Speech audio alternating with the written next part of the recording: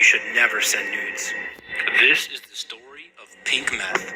Despite the name, the website Pink Meth had nothing to do with drugs. Pink Meth was a market mainly for men where they would sell nude photos of their exes for a hefty amount of money. But that's not all. Pink Meth would then post these photos alongside the women's names, home addresses, phone numbers, and any other information the operators could dig up. Then a ransom on the content was delivered to the victim. They would tell all the females, pay up to have the photo removed or let the whole of the dark web have access to your personal information, including your nude photos. So never, ever send nudes. Pretty cool. Urban legends that will haunt you. The dead boyfriend.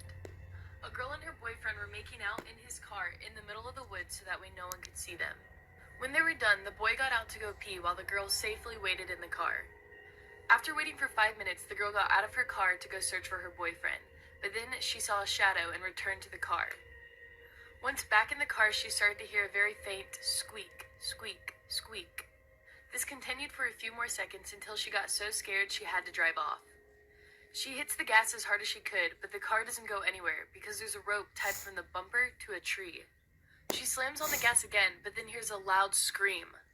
She gets out of the car and realizes that her boyfriend is hanging from the tree, and the squeaky noises were his shoes slightly scraping the roof of the car.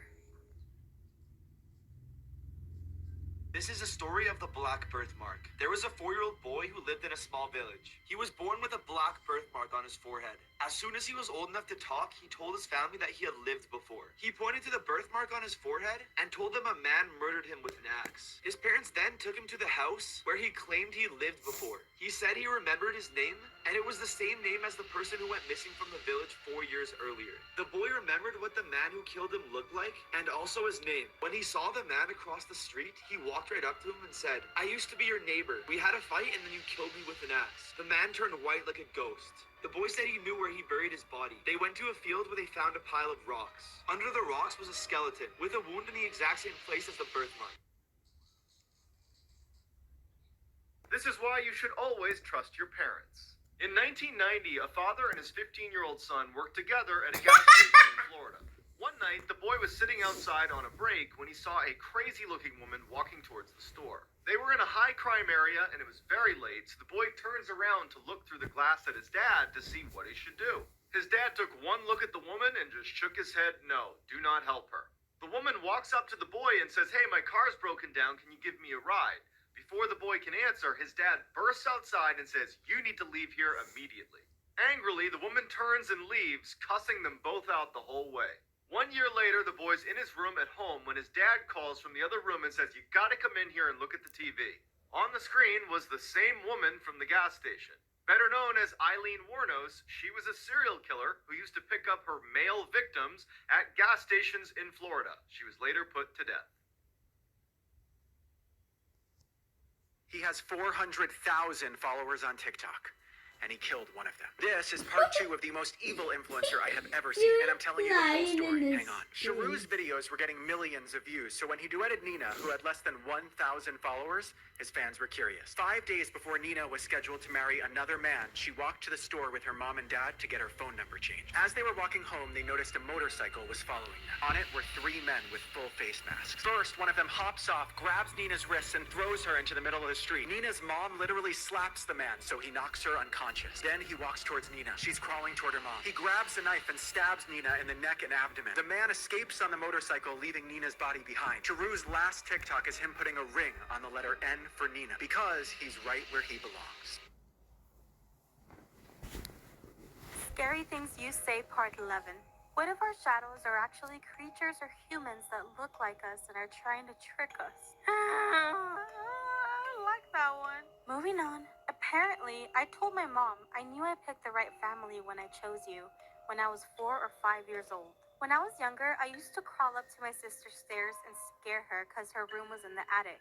And one day she yelled, "Nyla, I know it's you." I was doing homework in my room. When I was little, I remember I said to my mom at night, "Mom, can you see all the angels in the ceiling?" Then she said, "No," and I responded, "You're scared of them. That's why you can't see them." That's so true, because Yeah, angels are supposed to be like nice things, but I feel like if I saw one, I'd be freaked out for sure. Maybe we are close-minded after all, even though we think we're open-minded, huh? Here's why you should never go camping without a weapon. 19-year-old Olga Moskalivyova was camping near a river in Russia with her stepfather Igor when a mother bear attacked them. Seconds later, the 500-pound brown bear broke Igor's neck and smashed his skull. Olga attempted to run,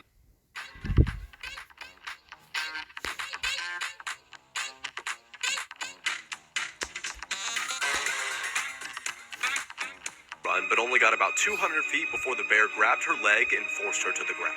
Olga was able to make 3 calls to her mother while the bear and its 3 cubs were eating her. In the first call, Olga screamed, "Mom, the bear is eating me. It's agony. Please help." At first, the mother thought she was joking, but then she heard the horror in Olga's voice and the sounds of bears growling and chewing. The mother called the police and begged them to rush to the river, while her calls with her daughter were cut off 3 times as she could only helplessly listen to her cries for mercy. In her last call, an hour after the first, Olga said to her mother, "Mom, it's not hurting anymore. I don't feel the pain. Please forgive me for everything. I love you so much." The call then cut off, and that was the last thing Olga's mother ever heard from her daughter. This girl literally lived a nightmare. A 17-year-old girl was watching TV late at night when her motion detector lights in her driveway suddenly went on. She assumed it was just an animal, so she got up, drew the blinds, and went back to watching TV. Then a little bit later, it happened again. Before she could even react, she looks over and clearly makes out a silhouette of a person right behind the blinds who starts banging aggressively on the window. The girl stands up and goes, "I'm gonna call the cops!" And the figure stops for just a second, sprints to the side door and starts pounding even louder on that, screaming incoherently. The girl runs to the bathroom, barricades herself inside while she waits for the police, and then her worst nightmares come true. She hears glass shatter in the other room. After a few minutes of silence, she opens her door just a crack to get a peek outside, and standing in her living room next to a broken window is some crazy old woman who looks over at her and starts sprinting toward her. The lady comes smashing into the door and starts wailing on it until the police arrive and take her away. She was a lunatic who had escaped her facility. This is why you should always trust your gut. In the 1970s, a young couple decided to go for a late-night hike in the woods. A couple minutes into their walk, and the man remembers thinking, something's not right. He tells his girlfriend, but they just decide to ignore it and keep going, until he steps on something that felt really soft, like it was alive. Before he has a chance to see what he stepped on, they hear all this rustling in the bushes next to them, and they bolt. Years later, that couple turns on the TV, and a death row inmate who's about to be executed is being interviewed. And they ask him, was there ever a time that you were almost caught red-handed? He responded, yes, one time. I was in the woods, and a couple walked through, and the man actually stepped on the body of a girl I had just killed. I was hiding in the bushes just a few feet away.